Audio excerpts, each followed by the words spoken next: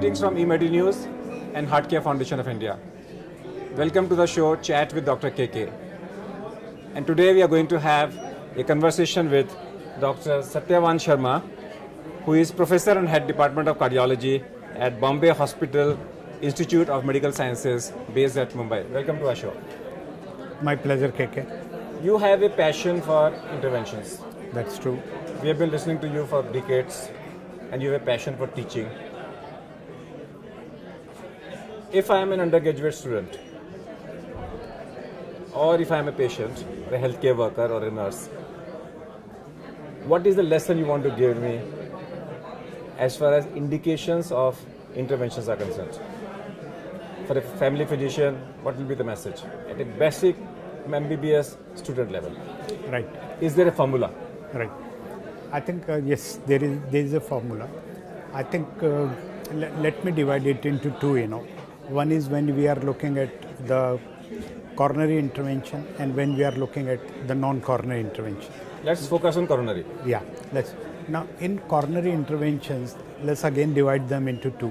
Those patients who come to us during emergency, acute coronary syndromes, and those patients who come to us in the stable coronary artery disease. If I have to teach the students, if I have to tell, the patients during acute coronary syndromes benefit most from the interventions. So that is the best indication for doing intervention. As far as the stable coronary artery disease is concerned, the benefits of interventions... Stable means asymptomatic? Stable means those who are having symptoms which are managed on medical treatment, or patients who are having known coronary artery disease but not having any symptoms. So they fall into the group of the stable coronary artery disease. In stable coronary artery disease, intervention should be done only when patients become refractory to medical treatment. Should not be done to every patient where on angiography you find... So how long we should try optimal medical therapy? Is there a duration? Is it 3 months, 6 months, 9 months? Yes, I think that's a very good question.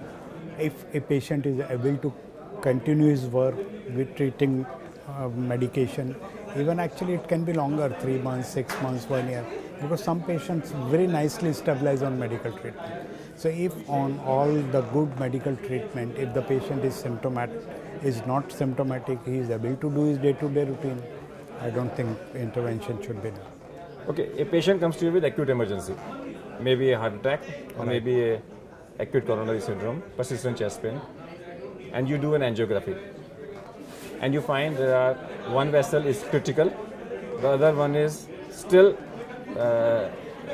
non-critical but important and causing a ischemia in a larger area of the myocardium. The recent guidelines, from multi-societies guidelines come is that don't touch the non-culprit vessel in the first phase. That means keep it for later. Right. Don't do two of them together. That means if I have acute heart attack, let me only open the artery and leave it and don't touch the others. Is it the practice in India? Or? I think this practice largely is there all over the world, and this is the correct practice. In acute myocardial infarction, it is always good to keep the intervention simple. Keep the intervention simple, it will be safer.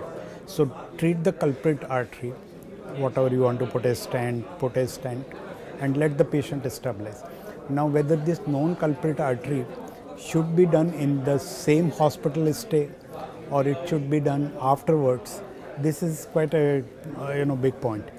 If it is a big vessel which is giving rise to ischemic changes in the ECG, many times it is good to do it before the patient is discharged from the hospital. If it is not a very important artery, then maybe at the end of 3 weeks, 4 weeks, you can... How many of them will end up with, will be controlled on optimal medical treatment? Because you've taken away the symptoms. Right. You've converted a symptomatic disease into an asymptomatic condition. Now he's a chronic stable angina. Right. Can he be managed on... There can be a good number of patients who can be... I think it will be variable from patient to patient, but there can be patients who can be managed on medical treatment. Is age a bar to angioplasty? Not really. Interventions? Not really. Not really. I'm going to give you a small story and I would like to have your comment on it. And that story is, this is how I tell my patients. And it's very simple, that the artery of a coronary artery is like a road. On the sides you have shops, in the artery you have endothelium. Before the shops you have a pavement, in artery that's intima media. When there is an encroachment, the first encroachment is in the pavement, so intima media becomes thick. Then people start encroaching the road. It will be a temporary encroachment, soft plaque, permanent encroachment, hard plaque. When the traffic becomes congested, there is a horn, they blow horn, that's angina. And if they blow continuous horn, that's unstable angina. If the traffic stops, but the car engine is still running, that's heart attack. And if the engine also stops, then it's cardiac arrest. To treat, what you do is, you first put red light, green light here and there, do's and don'ts, lifestyle management. If you can't manage it, hire a traffic inspector and place him there, and that's a clinical cardiologist. His job is to divert the flow, that's drugs. And if you can't, hire an architect, that's an angiographer, who puts a naksha, that's angiography, to see whether the road can be widened, and that's angioplasty. To prevent re-encroachment, you put a railing called stent, and if you find somebody can misbehave with the railing, you put an electric current on the railing, and that's a drug-eluting stent. And if you can't widen the road, then you put a flyover, and that's bypass. And in a flyover, if you stop the traffic, build a flyover, that's a conventional open surgery bypass. And if you can build a flyover without stopping the traffic, and that's a beating bypass. How is this analogy? And I think you have put it in a very nice way. I think it's a this is, I think, a good way to put the disease process, which is true in a good number of patients, but not invariably. This is actually the usual process of atherosclerosis and how it works. But many times we do see acute heart attack, particularly heart attacks, when there may be a very less disease and there may be just a rupture of the plaque followed by a thrombus, and then there can be acute MI. So sometimes the process of atherosclerosis can be less widespread and still there can be a... So the plaque can rupture even in 50% of the disease? Yes. Okay. Are there... Some cardiologists say that every coronary artery disease has unstable plaques. But is there a way to find out whether my plaque is unstable or not? Do we have any technology, for example, contrast ultrasound of the carotids? Can I do some finding to find out, is my plaque vulnerable or not? So there is a lot of work going on in this field. A lot of invasive modality, a lot of non-invasive modality. In today's date, to say that we have the modality which can be clinically applicable will not be correct. But there is a lot of work going on. I think in future we may get a lot of information from CT angiograms, from MR, and from the invasive investigation. We have an investigation called as OCT now, optical coherence tomography, where it's a type of ultrasound of the coronary arteries, little different from the intravascular ultrasound. These can help us in characterizing that which plaque is the vulnerable plaque and which is the non-vulnerable plaque. Are you a fan of Sachin Tendulkar? Are you a fan of Sachin Tendulkar? I'm a fan of Sachin Tendulkar. You are a fan of Sachin Tendulkar. Yes.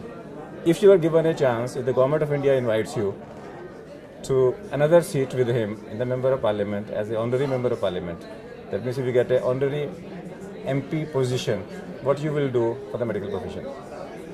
What I will do for the medical profession? I think what should be done for the medical profession is, I think there is somewhere the medical profession, a lot of direction is changing.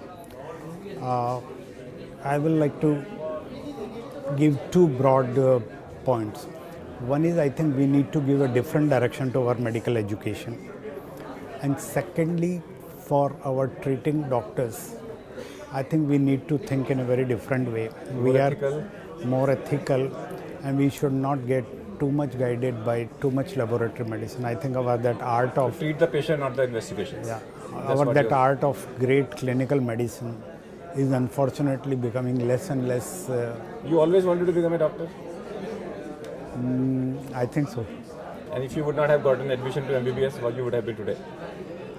Then maybe the time when I got into the medical college, medical and engineering were two fields. Engineering were the two things. So whichever place where you would have got admission. Today, in cardiopulmonary resuscitation, mouth-to-mouth breathing is practically gone as far as public is concerned, and we talk about hands-on CPR. Right.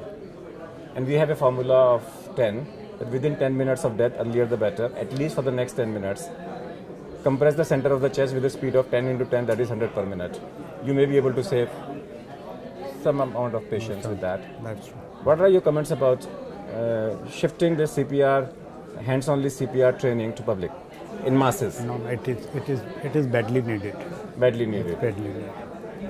See, I think the point which you are raising is, I think we should, our societies, or we should start investing some money, some time into education of the public. Even like education of the public for CPR, education of the public for recognizing the common features of acute heart attack, common things. Even that is where we lack. So what I was trying to tell that we should tilt our medical education in a different direction. Of course, it's a big planning. We should shift our medical education to prevention. We should shift our medical education into making it a more noble profession, making it more ethical, and that's what Dr. Satyavan feels. And he said that if he would not have been a doctor, he would have been an engineer, and because he had a passion for doctor, and if you are passionate for anything, invariably you're going to get it. Thank you, Dr. Satyavan, to be in our show. And that's all for today. We'll come back with one more topic next time. Till that, goodbye.